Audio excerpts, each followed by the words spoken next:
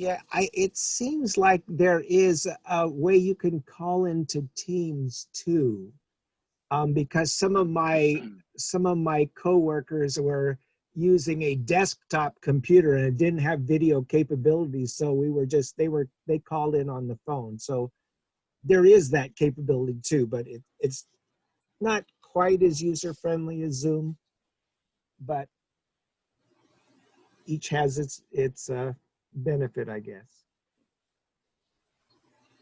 Hey guys, Jim with Rotoblas. We use Teams on a daily basis, phone calls between here and Italy. Communication has been pretty good as long as you have a strong internet connection. I guess if you're going from a mobile device and you don't have a hard Wi-Fi, it could be problematic, but it's actually been pretty well received. People on the opposite end are not real comfortable with Teams. They kind of like, well, this is another channel that we have to get used to setting up. But I think that's coming on pretty, folks are coming on pretty comfortably. Good.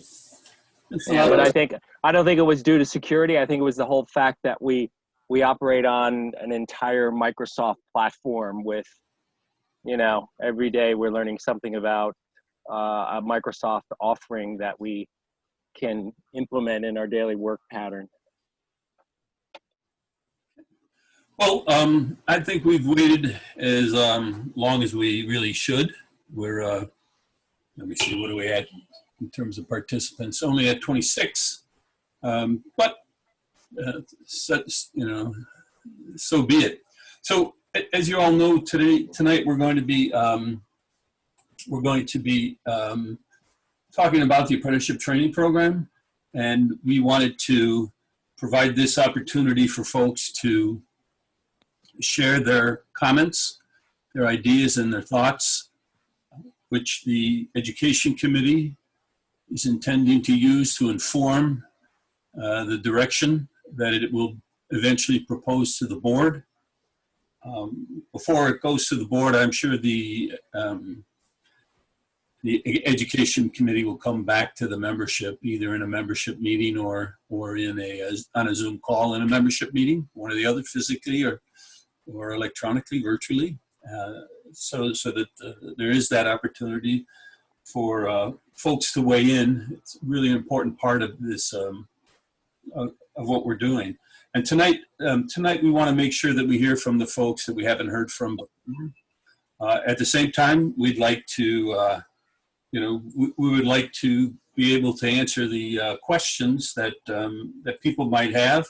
And so what we'll be doing is we're going to start with a single slide that basically sets the history, if you will, a very, very brief history. It's really just focused on the financial aspects of it. But if you understand the financial aspects, you'll know one of the key reasons why it really didn't take off to the extent that had been hoped, and to the extent that the people who put all the time and effort into it had hoped it would actually happen. So I'm just going to share that screen right now, and I'm going to turn that discussion of the slide over to Curtis Milton, who assisted us in creating this slide, although he may not recognize it all that well. So, Curtis, you're on. Yes. Do you hear me? Yes. All right. Well, trying to summarize a dozen years or 20 years worth of stuff into 5 bullet points was a challenge. So I waited till the last minute just to get it right. However, I think that in full recognition of the past effort that's gone into it by others, and I willingly gave my time, so that's not a problem. But the people that pushed it to the point where it got registered in 2009 was a big deal, and there are many folks involved, too numerous to list here, so we won't try. But they deserve all the thanks for getting it registered with the Department of Labor in 2009. With the Department of Labor comes one of those magic handcuffs that if you're going to participate with them, you have to follow their rules. That was one of the challenges we can get into later, but just remember that one item. So the committee developed a budget, both sides of a budget, a balanced budget, and came up with a bottom line of $85.80 per apprentice per year for training costs. That's a big number. Probably a lot bigger than anybody imagined when they started out putting this together. And next point is the costs were underwritten in a fashion by the budget called it out to be underwritten by 6 journey workers, 1 apprentice, and funding from companies, grants, etc. Well, we never quite got there. Beside the point. If we look at the 4th point, our original classroom budgeted amount was $650 a week, 4 weeks a year. The rest of that $85.80 can be spelled out very clearly, and I won't bore you with it here, but it's readily available if you want to see how it was intended to be spent. Last item, Hartwood's currently $800 a year, $800 a week per class, kind of in the same line. It's all those other costs that are different. And that's all I got to say. But it's all those other costs that boost it from 4 times $650 to $85.80. Yes. Yeah, that's for clarification. Okay. Yep. All right. I'd like to just reiterate what Curtis said. We will make all of the information that he referred to, we'll make that available to everybody through weekly guild notes. Just keep an eye on weekly guild notes. You'll see the links. Just go there and download if you're interested. Okay. At this point, we're going to be turning it over to people who have something to say. I'd like to ask you to use the chat function to let us know that you would like to speak on whatever topic you want to speak. We're not going to control it. It should be a question and answer. It can be provide your opinion, just feedback, your thoughts about it. It can be positive and it can be negative. We expect the negative. Obviously, the program is not currently operating, and that's the real issue here. Why don't we have a training program for timber framers at the guild level? And that's what we're trying to address here. That's what the Education Committee is going about addressing. So I'm going to turn it over. I'm going to allow folks to start speaking. And Willa, I'd like to ask you to start, and then everybody please just follow on. Unmute yourself, ask your question, make your comment, and remute yourself. The only thing I would say is that hopefully everybody will get a chance to speak tonight. I'll try to moderate to the extent to give them that opportunity if you let me know that you'd like to speak in the chat. So Will Dutton, please.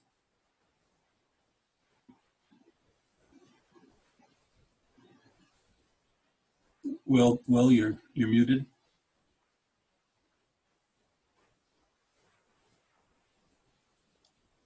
There you go. Sorry about that. Could I just ask Curtis to give maybe a 30-second spell down on what that remainder $5,000–6,000 a year would be? Just the Cliff Notes version before we get going. Of course. Any question? Curtis, you'll have to unmute. I was muted, I'm sorry. I think I could nail it pretty well. Besides the classroom, there was travel to and from classroom. There was per diem allowance for the time while you're at the classroom. The classroom fee covered the facility and the instructors. So that part was taken care of. But beyond that, we have an additional annual training session, inclusive of travel and meals. Admin for the committee that's required by the Department of Labor handcuffs there. So those were some paid positions. I really If you give me a minute to go back to the paper, because I didn't print it on purpose, but I can summarize. It's fixed costs, variable costs, overhead, no profit.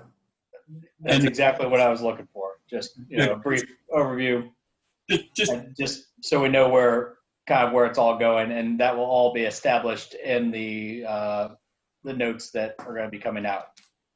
There are no opportunity costs or lost salary or lost wages costs in there. So the person was away from his or her job for that period of time, for those weeks during the year. So there was an additional cost to the apprentice, assuming that the company did cover for them, which some companies did.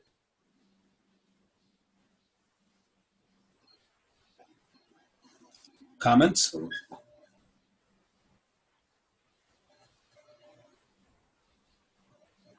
So I think from here, we'd like to talk about, what was sent out in the guild notes.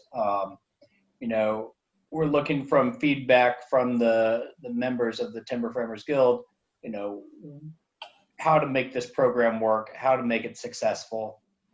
I personally believe there's a lot of use and benefit to this program, but we need to hear from everybody else that how can we make this work? How can we, get a stronger following? At our peak, I think we were at 30 something journey workers and a couple of apprentices. We've got a much larger population that of journey worker level people and apprentice level people. How do we get more people involved? Can we get just a little bit more information too about the apprenticeship program? Was there a time expected, like in 3 years you will get X number of credit hours, and how did you graduate? How was it determined that you fulfilled the requirements?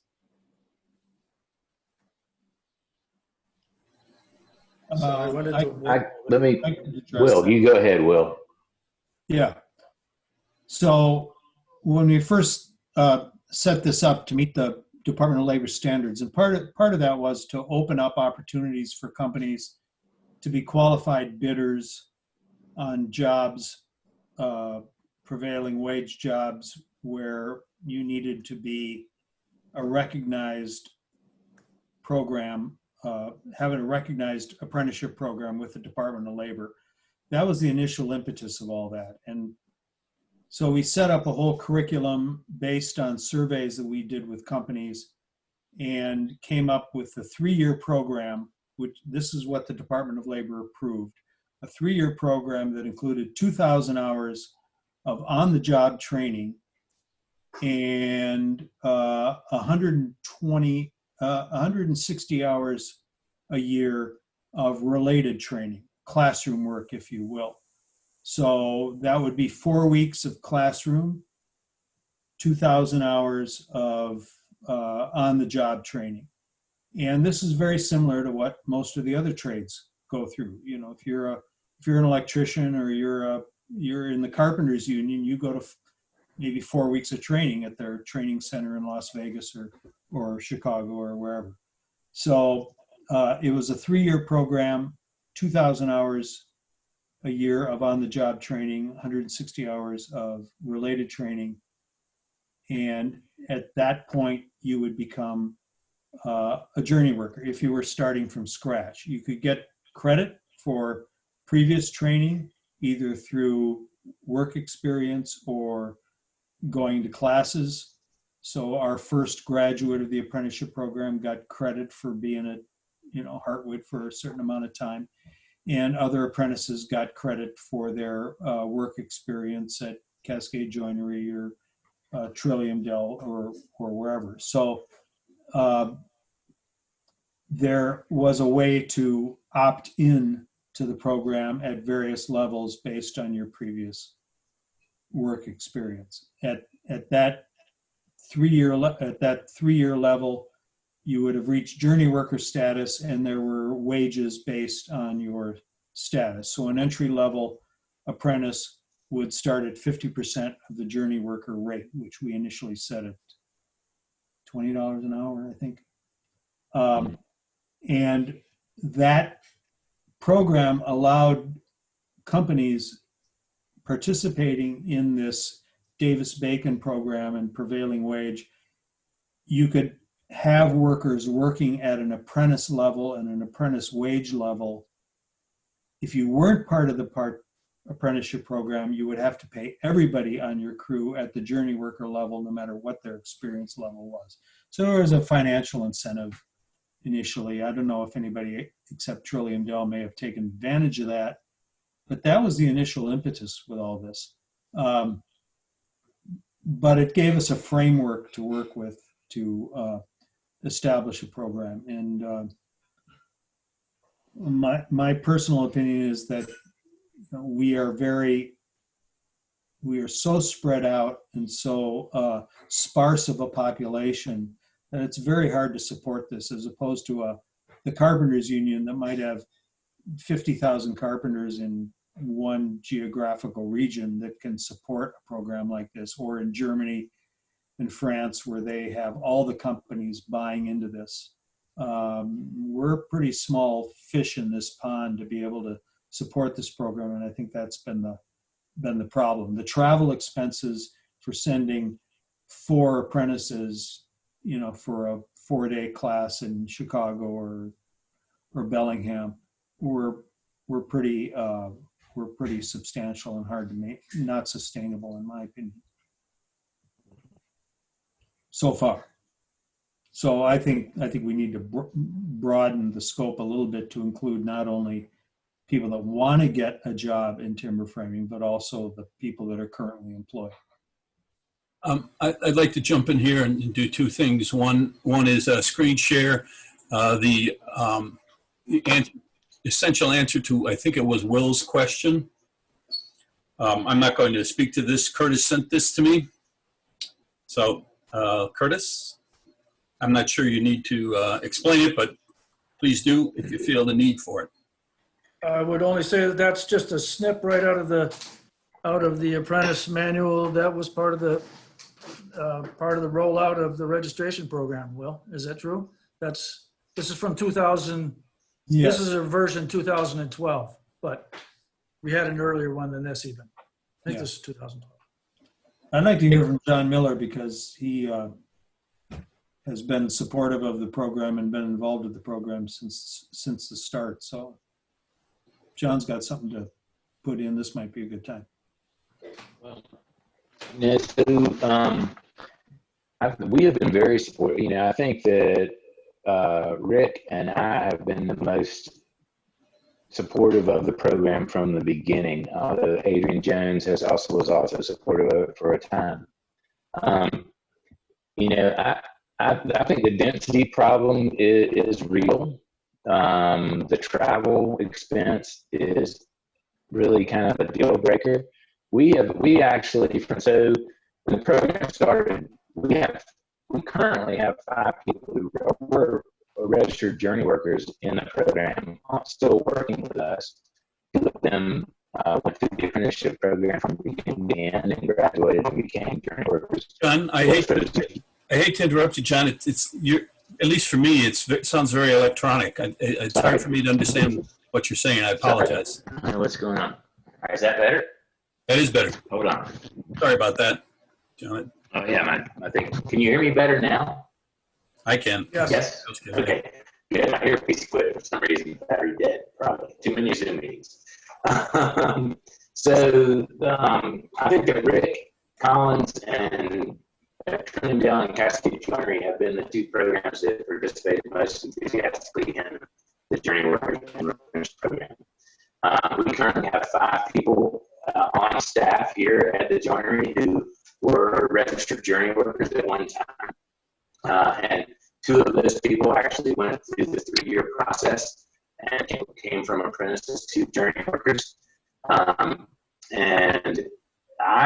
the program has been a total boon to us. I think it was, from a business owner standpoint, it cost me 50 cents an hour to engage these guys in training.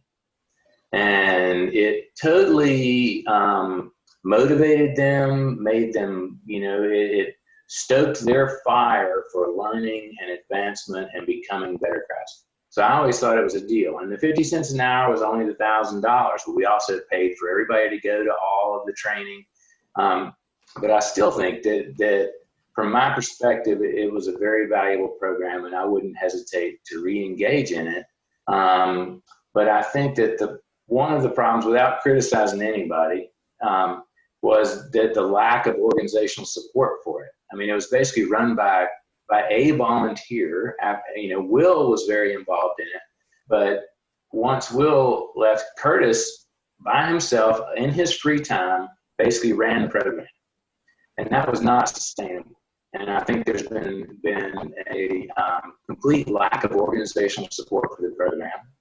I think the travel requirements are a deal breaker. I think that we have to figure out a way to allow people to be apprentices at disparate locations, and whether that's online learning or moving from shop to shop, I don't know what it is, but without more organizational support and a different model, it's not going to work. I mean, how many people are on this call? 30, 25? How many people were on last week when Ben talked, or not last week because I got but when Ben talked? There's the program hasn't been pushed, and it hasn't been supported by the guild. And I'm not critical of any one individual person, because it's a resource issue. If you got 35 people out of a membership of 1,200 or whatever it is, you can't spend 40 hours a week trying to support those people. So I think there's a host of issues, and at the same time, it's been great for me and for all the people in our company that have been involved in it, and we've spent a lot of money. But other people have to buy in, and that has not happened. I do want to take responsibility. I do believe it's a staff problem, and we fully expect to be spending more effort. I'm not hearing you. In time. No, I know, but I am saying what John is saying is true. That's all. That's just patently true. So I just want to make that clear. I do. Can anybody else hear Mac? I can't. You can't hear me. All right. Yeah, I can hear Mac. I can hear Mac. I can hear We Mac. can hear Mac. Maybe I gotta just excellent. Maybe. jump in, and John, I feel the same way.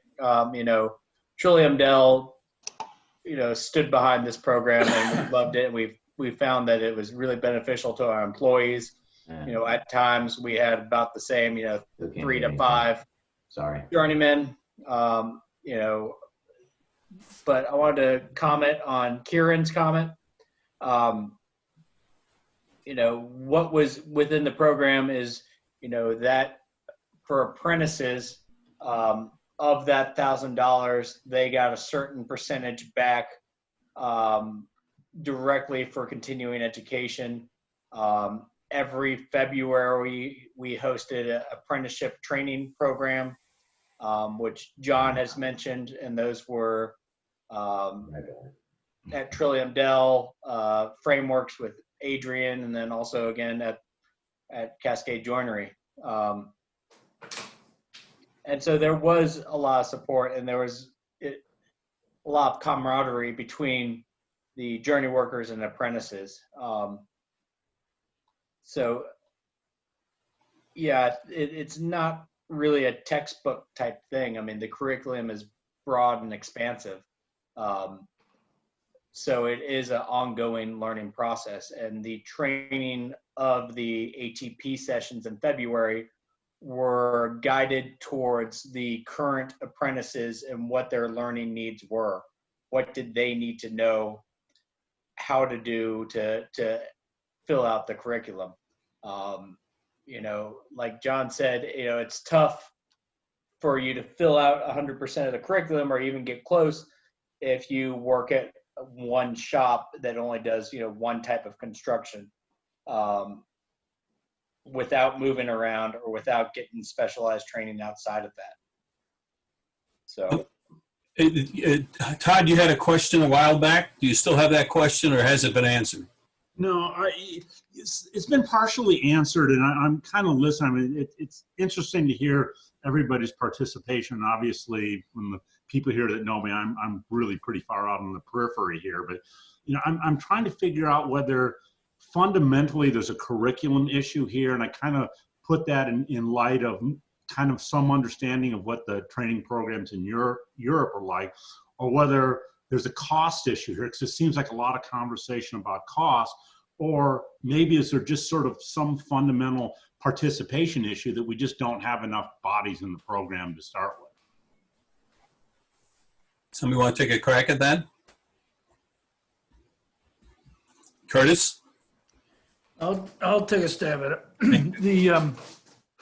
The curriculum issue is we actually sent to an acquaintance made at Trillium Dell. I was connected with the Workforce Development Program at Southern Illinois University. Their PhD level Workforce Development Program took a look at it to see if they'd be interested in helping us develop it.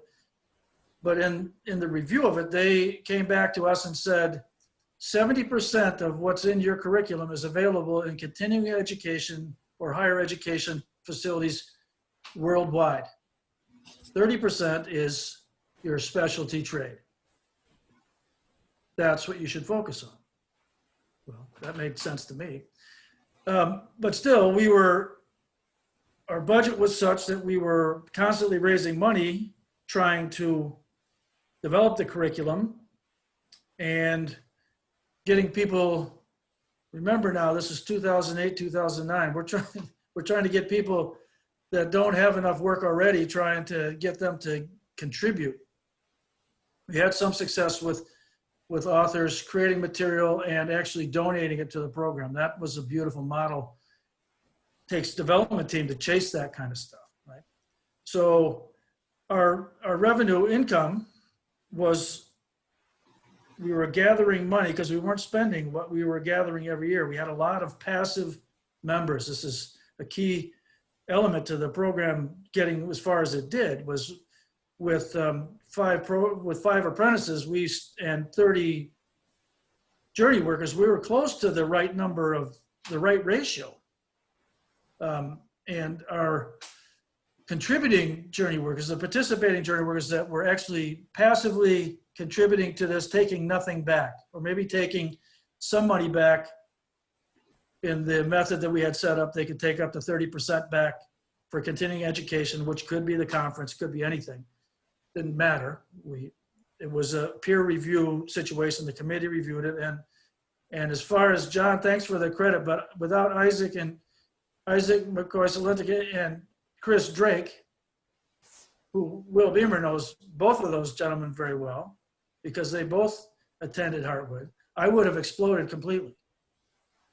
Because they both have a higher education background that allowed them to look at things in a way that I, as a carpenter, can't even imagine, or I can only imagine. And I learned from them a lot, but they both had a large degree of education. All right, so the curriculum item is a challenge and is ongoing. I'd be glad to share with anybody that's interested the collective that I have under my license in a smart sheet that I can share with anybody I'd like. And that will show you where we are or how far we have gotten and the format we were collecting things. The annual training sessions, which were expensive, the program paid for all the travel for all the people except for their lost earnings. We didn't cover that, but we made sure everybody that asked for reimbursement for travel got it. The program, the ATP, paid for all the food at these events. The host companies could bring anybody they wanted to the event for the cost of food alone. It was a little bit of a challenge documenting all this, but we used those elements to drive curriculum development. So we had a training session, but we need some content. Let's build some curriculum. So we used the fact that we were going to do something to take some money and arm wrestle somebody into doing it. So we had a beautiful we had a beautiful program presented in Illinois on timber management by an environmental company, and they, I would say, they invoiced us for $7,000 and forgave it all. So there's the model. Dick Schmidt did a beautiful presentation at Adrian Jones's place in Fort Collins, and the amount of time that went into that, no bill. You know, just how does this happen? Everybody gives a lot in the early stages, as any startup would. So I think I hit those two, Todd. Did I miss a third element there? Well, yeah. The Buy-in was the last one, maybe? Yeah, the third one was sort of on just participation in general, and I kind of got a hint of that when you said you had, I think, 35 journey workers and 6 or something apprentices in there that, you know, maybe the program just hadn't matured enough to just get enough critical mass of everybody at all levels to kind of be, you know, spread some of those fixed costs and that type of stuff in terms of having enough bodies in the program to make it profitable. Right. It was a really difficult time to start this program too. You know, when we first started with the initial round of journey workers and initial round, I mean, that was 2009, I believe, is when it started. When we, somewhere Right, 2008, 2009,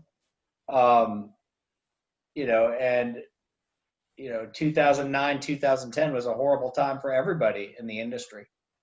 So it was, you know, right there was a tough thing to, you know, I view it the same as John. You know, it's 50 cents an hour, which is, I think, a well-spent investment in our people. But, you know, $1,000 in that time could be a lot, especially to the smaller shops. Dick Schmidt, have you had your question answered? It would seem like we got close to answering your question. Do you have any follow-up question, Dick?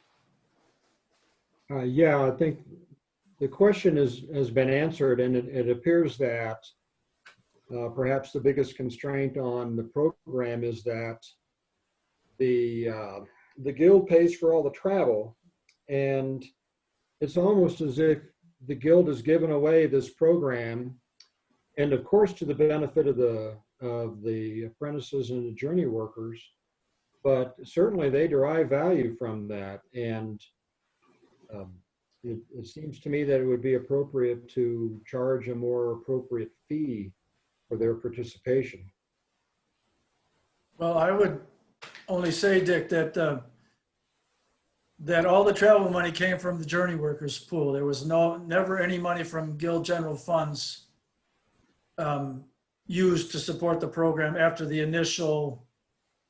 it's a launch when Will and Gordon McDonald prepared the thing. The rest of it was carried by the passive members and the active members in the program, period. As a matter of fact, there's another topic lingering out there in the cloud, because when the program went dark, we still had a balance sheet. And it's off ledger, but it's a balance sheet. So Yeah, I think, you know, on the order of $60,000. Okay, so that's not chump change. That's a lot of dollars. Those dollars were collected by the guild on behalf of the ATP, and those dollars were never spent for the betterment of the ATP. That's just a fact. Okay, there's no argument there with the treasurer of the ATP in 2014, the treasurer, I'm sorry, of the guild in 2014. That was just the number. And no, it's not a problem to anybody, I think. The funny thing is that after the program went dark, the number of phone calls that I got and still get about, when are you going to invoice me from our passive members? So what did the program prove? That there are a certain number of people that'll pay $1,000 a year to belong to the guild, to contribute to an aspect of the guild. to contribute to trades education. Yeah. And we were trying to spend it all on education. Back to Todd's point about whether the whether it had just matured enough. We were actually starting to see enough people, because we opened, anybody could attend an annual training session for a fee, anybody at all. We asked that they submit a resume just so we knew who we were going to get, but anybody could attend for a fee, and people that were considering the program were also allowed, for as an incentivized method, if they could get there, they were allowed to attend for the cost of meals only if they were already at journey worker level and looking at what they could do to contribute to the program. So we lost some momentum here, but nobody's given up completely. I would say, and I'm glad to chip in whatever we can do going ahead. Yeah, I like that sort of latter stuff that you talked about, because I'd actually had looked at some of the annual training programs and they just didn't fit into everything that I had going on. And, you know, I certainly would consider looking at that stuff as, you know, for my education, but to sort of, you know, get some more volume into the program also. So I wouldn't necessarily lose that feature. I think it's really important, at least it's important to me.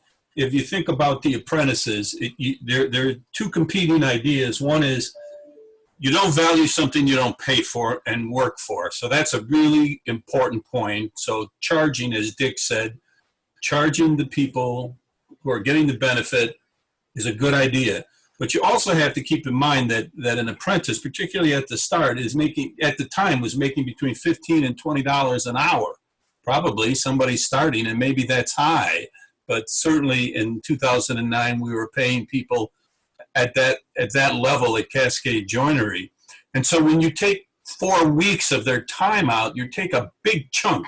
And there's nobody here on this call who's ever given up that percentage of their income to the guild. In other words, it's a contribution to the, in my opinion, it's a contribution that the apprentices make towards the guild, because they're building the industry. They're building the talent within the industry. Yes, they're building themselves, but they're also building in the industry. And 4 weeks, that's a lot of foregone income. So we have to be careful in considering whether we're charging the appropriate amount to the people who are actually doing learning, and keeping in mind that the opportunity cost is very high.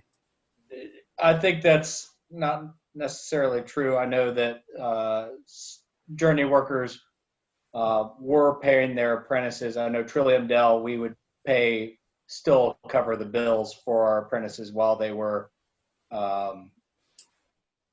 at training. So there was no lost income.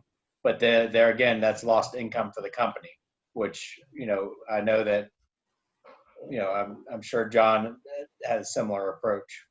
Yeah, I mean, it's really the business that has to be engaged. I mean, you can't expect somebody making 15 or 20 bucks an hour to bear that cost. That's a cost that has to be borne by the organization that employs them.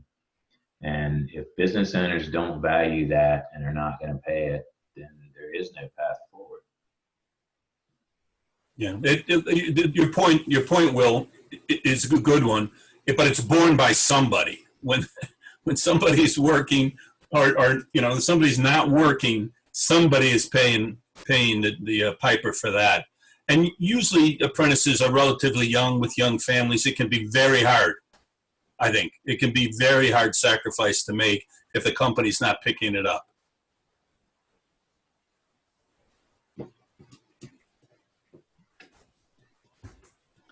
My personal opinion is that we should be developing programs that can be exported to the shops, whether it be curriculum or sending instructors, as has happened, and make them regional events, regional training, or just going in and training the apprentices in the shops. If Cascade Joinery has 5 journey workers and, you know, 2 or 3 apprentices, if there's one apprentice per journey worker, we could send Dick Schmidt there to do an engineering session, or at least have a package that they could present, the journey workers in the shops could present, and save this travel expense halfway across the country for all apprentices. That's my opinion where we should put our energies.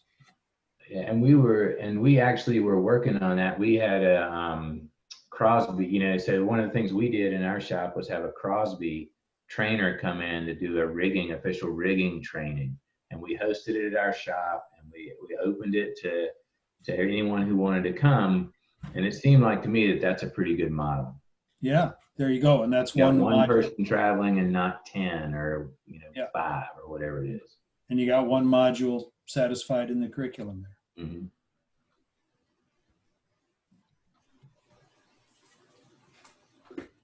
I'm going to jump to some of the questions that were asked in the weekly guild notes.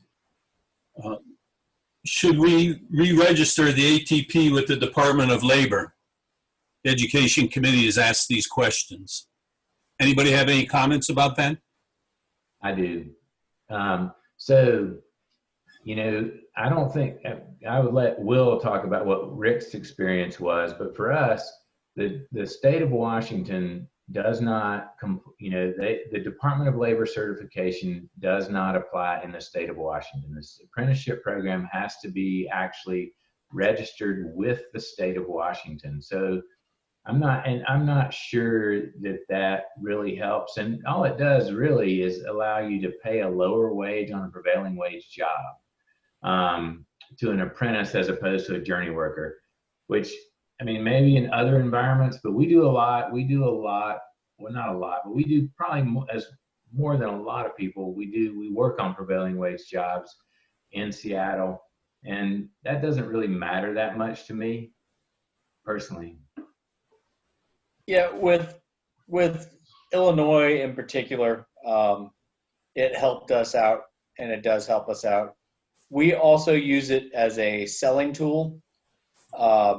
So, you know, working with architects and contractors and developing scope and spec, we use that to our advantage. You know, being a company that is, you know, a part of the ATP or ATC, whatever, you know, as an apprenticeship and journey worker level, we oftentimes write in, and this is, you know, often for like restoration jobs, that you have to have somebody competent, and having the skill and the background and the certification of being a journey worker right there sets you apart from everybody else.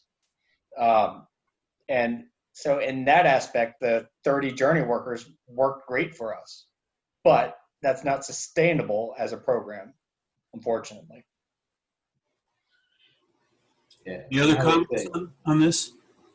Sure, I would offer up that that if in conversation with the Department of Labor, we will never be able to comply with what they expect of us or of a program. They want numbers. They want to see some scale, and we can't even come up with those kind of numbers. So this is a challenge that needs to be addressed by the people that being a DOL registered apprentice at one time.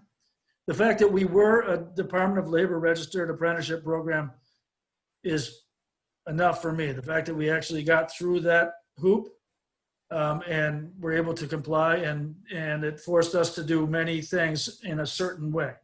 Right. But I think if, Mac, if you picked up and talked to whoever is still answering the phone at the Department of Labor, if there's anybody working there anymore, I don't even know. So if you pick up the phone and try and reach out to who our contacts might be, there you would find that you get into this dialogue about, well, we're looking for 1,500 apprentices, or we can't keep you in the same level of everybody else. Now the fact that we did qualify is the point to be made here, and that stands when in conversation with the Department of Labor. Yes, you can say you became a registered apprenticeship with the program. Even if you're not active, you can say you registered with the Department of Labor. You qualified. So that's the fine point. I don't know, and chasing that one is tough for me, because where I live, It rarely would come to matter to me, and usually they don't even ask me. If I walk onto a job and a union job, nobody even asks me. Who's going to ask the 70-year-old guy if he's qualified? Well, I don't know. They probably should, but they don't. Any other comments on the re-registration with the Department of Labor? Any other thoughts? Okay. There's a related question on that same list. And is there a value for TFG professional certifications? Apprentice, journey worker, master. Are there any opinions on that of the people that are here? Do you have any opinions on whether or not there ought to be not so much ought to be, but would that be of value either to the people who are participating in it or the companies? Because John, you've made the case it's a value to your company, but would certification mean anything? And that would be completely controlled by the ATP, that the Apprenticeship Training Program.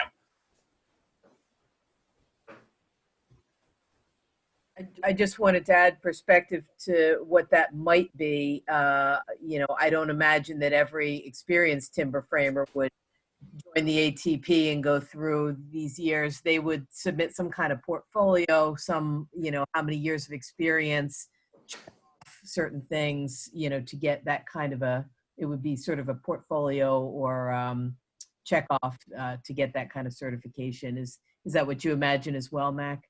A competency, yes, there'd be competency a review of anybody asking for that certification. We don't have any. Excuse me, and we were asked by many, we have the records of whether they would be qualified as a journey worker or not, and all they had to do was a body of work. There's a recipe for qualification as a journey worker already written, and it is a body of work, 5+ years in the trade, a body of work that can be demonstrated any number of ways. So modern portfolio comes so many ways, and 3 letters of recommendation from other people in the guild. That was a pretty, that one helped, believe it or not. So you could get people, if you could get 3 people that might be known in the industry to say something, then all right, we're talking. When the program launched, we offered journey worker status to 200 people and only 30 some stepped up. Many people considered no value. I'm already qualified. You know, I don't need any credentials, and I think there's a fair amount of that in our, at least certainly in the generation that I'm in. What do I need that for? So we'll see. I do have an opinion about the master status, and I don't think it exists, in my opinion. Well, Curtis and I are a bit at odds with this, but you know, I do think there is value in a master's qualification. I think it does have to be based, as we did with the journey worker, on your work experience and a portfolio. But I also think if somebody participated as a participating journey worker, in other words, paid into the program as a journey worker for 10 years and could back that up with a portfolio or a project, not just time-based, I think it would be of value to some people, just because we've got we've got a number of people calling themselves master timber framers out there, but it's not backed up by TFG certification. And I know it's somewhat subjective, but there could also be objective parts. You know, you paid as a journey worker for 10 years, and you can provide a body of work that is peer reviewed in some way at a master's level. I mean, we know we're not going to get Jack Sobin to ever do anything like that, but you know, maybe there's some other path for somebody like that to be recognized. But anyway. And it's quite true. This was all part of the documentation. 10 years paid in, contributing at a high level in events as a journey worker, body of work, and teaching Yeah. pushed you into that master's category in the original format that was laid out. Curtis, I agree with Will. Like if you look at programs and education programs similar to the Compagnon and the Zimmermans, you know, they have master status. I know your thoughts on this. I don't want to argue about it. It is what it is. But what I did want to say is that going back to what does this certification, you know, being a journey worker mean? The way I became a journey worker, I believe in 2010 ish. I went to ACBA and got a bachelor's of applied sciences in timber framing, 4-year liberal arts degree with a major in timber framing, and then worked for 2 years and then applied for the journey worker position. For me at that time, it was a resume booster. That's why I initially joined. Why I'm still a part of it is because I feel so strongly about the education of apprentices, of the next generation of timber framers, of this generation of timber framers. How do we get people, you know, educated and knowing what needs to happen, you know, within the TFG apprenticeship training, you know, curriculum? You know, it's a great curriculum. There's a lot of good stuff out there. And I feel like we should all start to, you know, chip away at that and learn as much as we can. You know, I do agree that you're never done learning, Curtis, but I don't think that holds you up from being a master level timber framer. I would point out that it is not uncommon for other professions to elect people to a premier status, and that status is really just recognition of achievement in their chosen profession. I think my personal point of view is you profess to be a timber framer.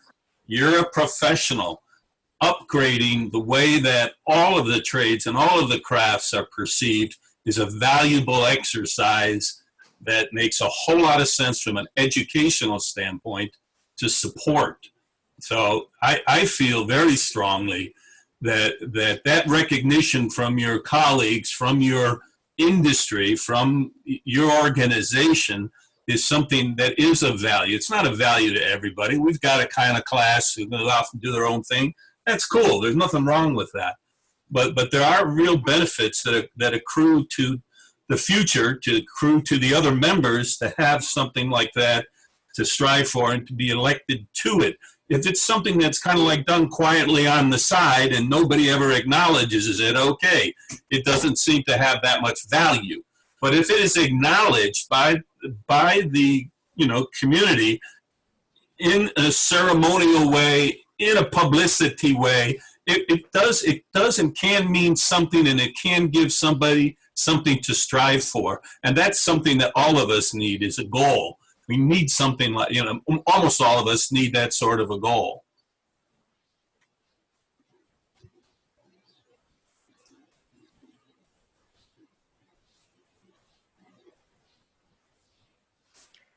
I just wanted to jump in for a second. I think I uploaded, I just uploaded it to Mac. I'll upload to everybody the curriculum outline, and somebody can just answer back on the chat if you were able to open it.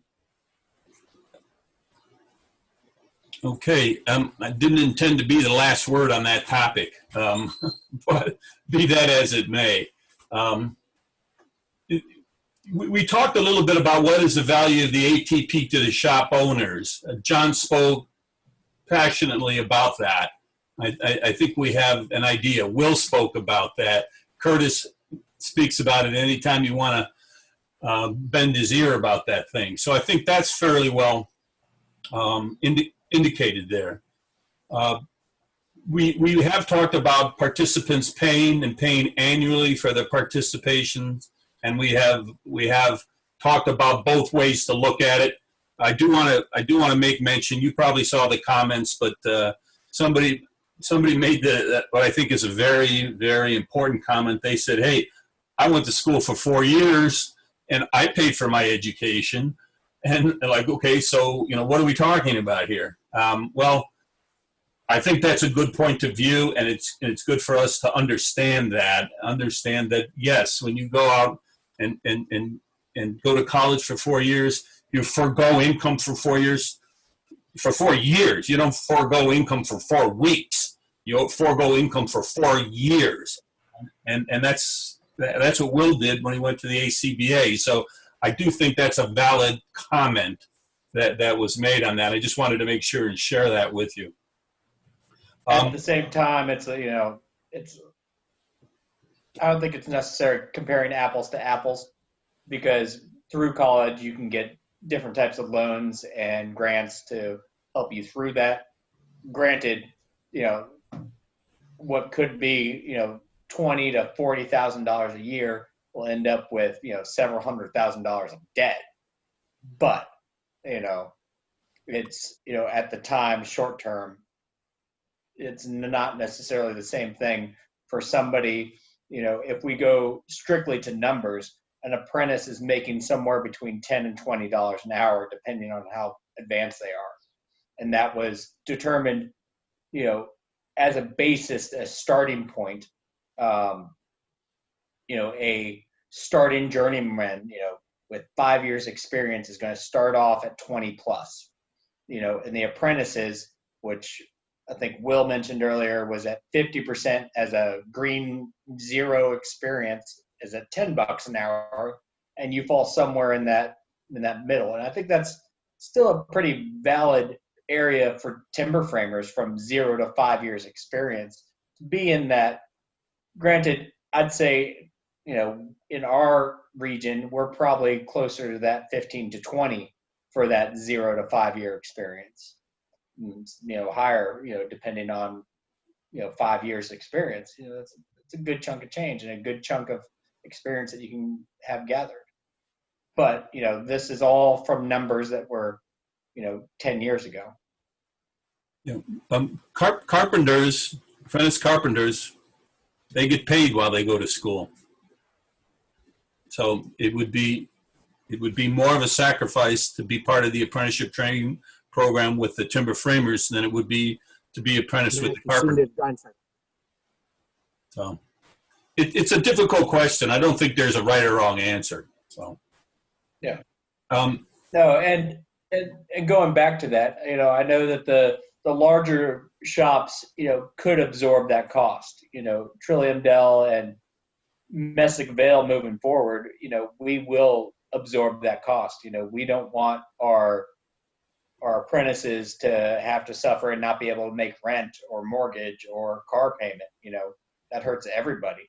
But we are, I know John has, put a lot of time, effort, money, blood, sweat, and tears into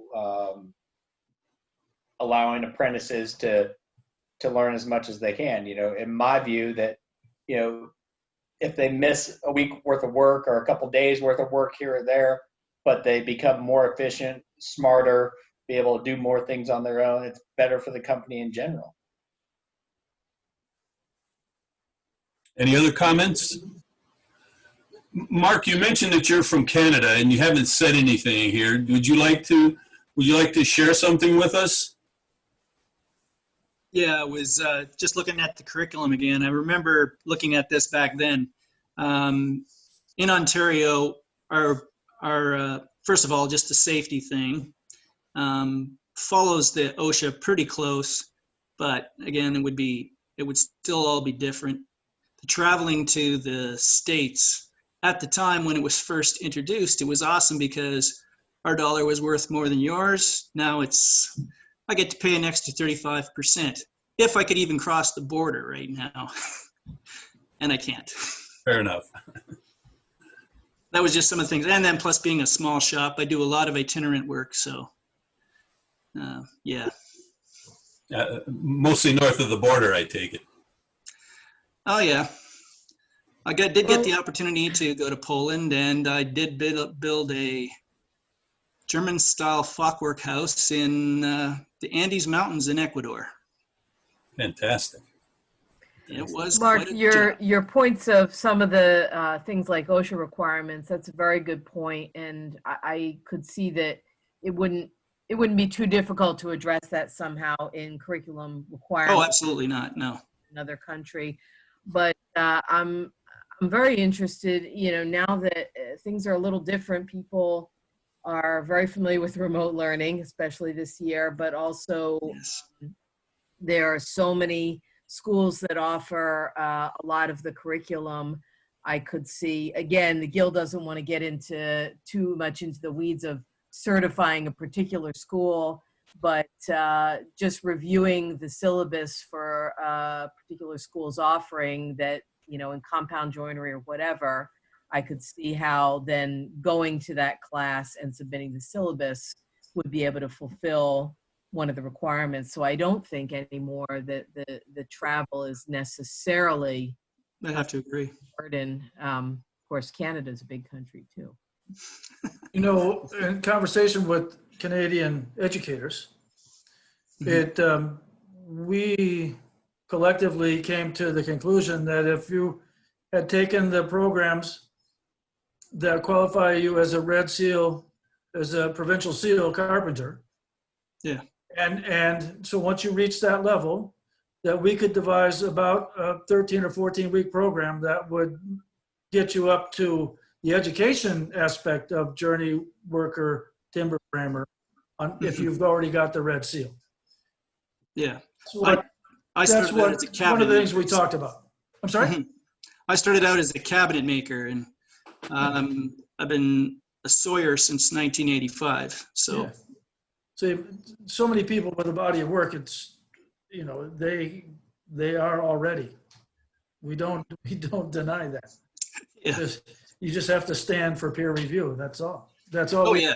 And we never denied anybody. We just said, here's where you're weak.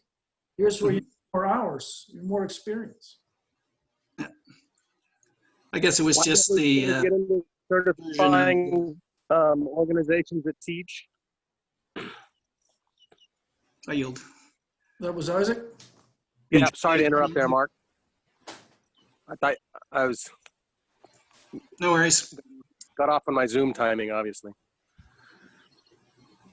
My question is, why don't we want to get into certifying other organizations that teach? I think there's potential there for revenue. I think there's potential for a sort of unifying aspect. I think it's a very common model in other educational systems out there in the world. I agree with you, Isaac, and I may have misspoke. I meant that a simple syllabus review or review of the resume of who's giving the class, to me personally, would be enough to say, I think this class would fulfill those requirements. I just meant, that we wouldn't want to have a very cumbersome process for certifying other schools. And that's me just personally.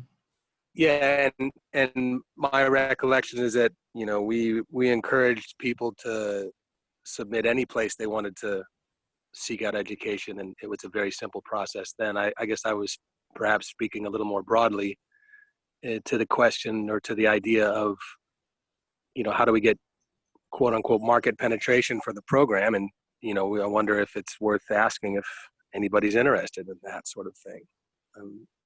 Maybe there's not enough places that teach,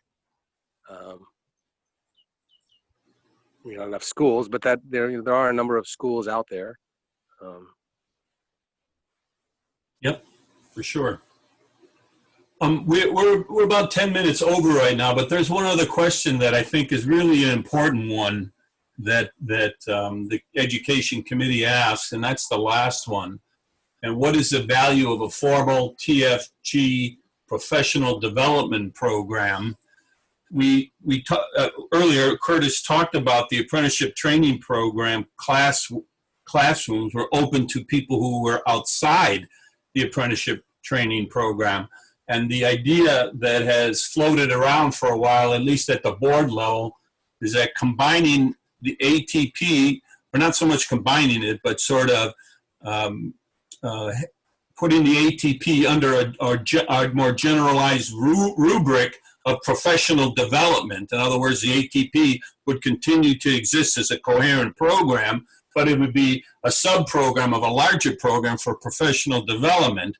And thereby, in doing so, you end up encouraging other timber framers to participate in the training that is given to the apprentices, and they would do so on an ad hoc basis as needed, as they saw fit or valuable for them in their roles as quote unquote professionals. So that's sort of in a nutshell, of what the thought was. Is there any opinion on, of the members here, particularly negative opinions regarding that by combining the two of them in a certain sense, like I said, the ATP will be a sub-program underneath it, but opening the ATP curriculum up to a larger group that might help to fund it or pay for it, does that make sense to people?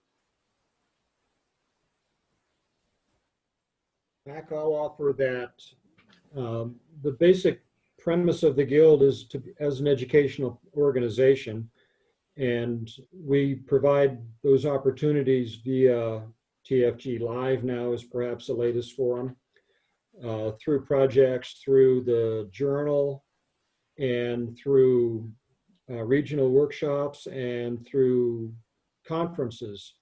All of those, I think, can have an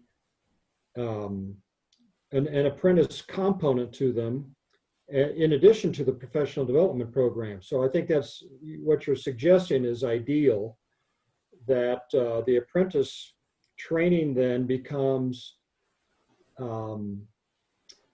not so much, not at all a separate thing, but a component, or maybe just a bookkeeping aspect of all the other, or all of the educational programs that the Guild already offers. For instance, something on timber grading or on frame design concepts at a workshop or a project, a community building project, can hit apprentice criteria as well as general value for the other participants. Dick, real quick, Janet and I are working on that through the Education Committee. We are trying to, for all Guild events moving forward, and we'd like to tie this, with Heartwood programs as well, Heartwood, T-Trag, Guild projects, rendezvous, conference courses, we have a developed curriculum for the apprenticeship program. So that's all there.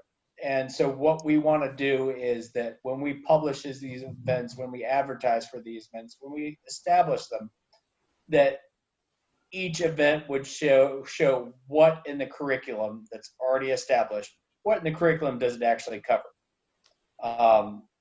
And then going back to PDP, and I think, you have the apprenticeship training program, which is, let's say a 3-year, 5-year, whatever, a 3-year program, that the PDP could be bits and slices to get certifications, for OSHA, for Crosby with rigging, but all timber oriented, or even separate, but it's opportunities for people to take in a group training for this. But going back, I think that moving forward, I want to see, and I plan to, with the help of Janet, get all of this curriculum on every Guild event moving forward. It's there, it's easy. We can make people know what you're going to be learning. And I think it would also be a draw for people, getting into the trade, or people wanting to develop their skills. This way they know exactly what they're going to be learning. Matt, can I jump in just for a second? Sure, it's related. Will, thanks for your comments. And this is along with the professional development program, along that thread. I'm based in the Northeast for Rotoblast, and I'm seeing a surge in interest among young timber framers and actually builders outside the timber framing community that are interested in learning more about engineered timber. Everything from cross-laminated timber and preparing themselves for what's predicted to be a growing opportunity. So they're looking for the ability to build their professional skill set. And several have come to me and say, hey, where do I learn this stuff? You know, and the answer is, well, you got to go to Europe. And I think that what's going on in the industry, at least in the engineered timber industry, is that we have manufacturers as ourselves, the providers, they're now starting to partner with timber framers because you guys have the unique skill set in order to develop and to deliver to the building community, to act as specialists where a general contractor doesn't have that specialty. So I think that there's an opportunity underfoot for professional development. It's outside the tradition, which is the guild of mortise and tenon. But I think the idea of exploring that opportunity of learning for a group of up and coming and even established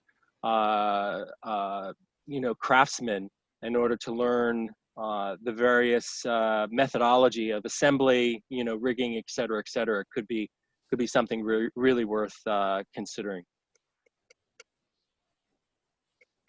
I think there are a number of timber framers that have done a lot of work in engineered wood. And certainly and with people that have already been on this call, there have been quite a bit, and I think that there is just within the guild, there's a wide range of, traditional solid wood, solid joinery. Absolutely. But at the same time, there's a lot of glue lambs. I feel like glue lambs have been, which is part of mass timber, has been in the industry for over 20 years, in repeat and mass use. That's not necessarily what everybody is here for, but my personal beliefs is, I like using heavy timber. I like using engineered timber. I like just getting the whole thing of furthering the trade and the industry. Yeah. I'm not opposed to anything. We use a lot of your fasteners in our commercial projects. We love it. But there's a lot of people that are purists and want to go back to that. But I think that within the curriculum, because the curriculum was written 10, 15 years ago, we might need to make some updates and address CLT, because CLT wasn't a thing then. Yeah. And Will, the opportunity is to make the pie bigger, to pull in folks that might not come from the tradition of mortise and tenon, and that is extremely honorable and not to be discounted, because that's what people love to do, and there's a very big attraction to that. But I don't agree with you necessarily with the having to go to Europe for the training. I was being sarcastic.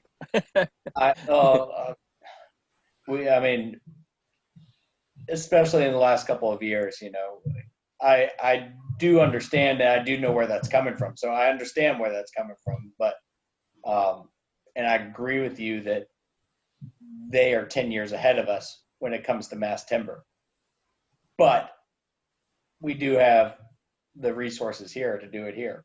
Absolutely. Okay. Well, it's 8:20 now. Are there any comments that haven't been made that folks you really want to? A number of people have not said a single thing. I won't single you out or pick on you, but before we leave, I'm just wondering if any of the people whose names I see here, Lori, Chad, Godden, Brad, some of these other folks, Dixit Solanke, whatever that is. You guys have anything you'd like to add before we leave?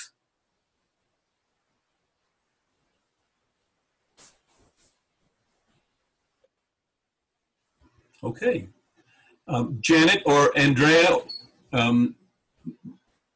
anything that you'd like to address to this community right now, given that the Education Committee is working on this issue? Would either of you like to speak a little bit to next steps from here?